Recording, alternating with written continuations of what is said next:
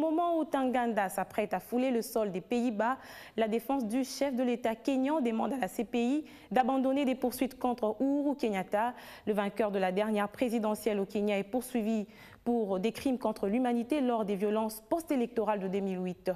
Autre réaction à la suite de la reddition de Bosco Ntaganda, c'est celle des habitants de Goma dans le Nord Kivu.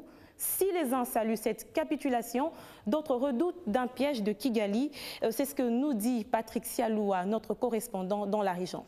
Selon certains d'entre eux, interrogés ce mardi, la reddition de Ntaganda à l'ambassade des États-Unis, lundi, et son vœu d'aller à la CPI est un signe que ce fameux rebelle est finalement prêt à répondre devant la justice internationale des faits lui reprochés, tout en affirmant qu'il serait mieux que cela se concrétise.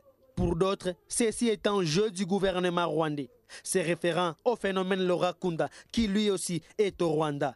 Ici, l'un d'entre eux, préférant garder l'anonymat, déclare. En tout cas, moi je regrette fort parce que c'est la même chose comme on avait fait pour l'autre là, Laurent Nkunda. Donc apparemment, c'était ce qu'on est en train de nous faire chaque fois. Parce que Ntaganda quittait la RDC jusqu'à l'ambassade. Il est passé par où? Et pourtant, le Rwanda vraiment n'accepte pas que, comme quoi il est derrière le mouvement M23. Alors comment il est arrivé au niveau de l'ambassade? Il est passé par où? Alors on ne sait pas si c'est léger de quel niveau, on ne sait pas parce que ce n'est pas la première fois, ça se répète. Celui-ci en appelle à la bonne volonté du gouvernement rwandais pour voir Bosco Ntaganda répondre devant la justice internationale. Bon, on ne sait pas. Si le Rwanda a la volonté, cette fois-ci, c'est le moment. Et on ne peut plus les perdre. S'il a la volonté, et s'il n'a pas la volonté, c'est là où nous saurons que donc, le Rwanda est derrière ces gens. Si une fois il ne livre pas Ntaganda, c'est que le Rwanda est derrière ces gens. Goma,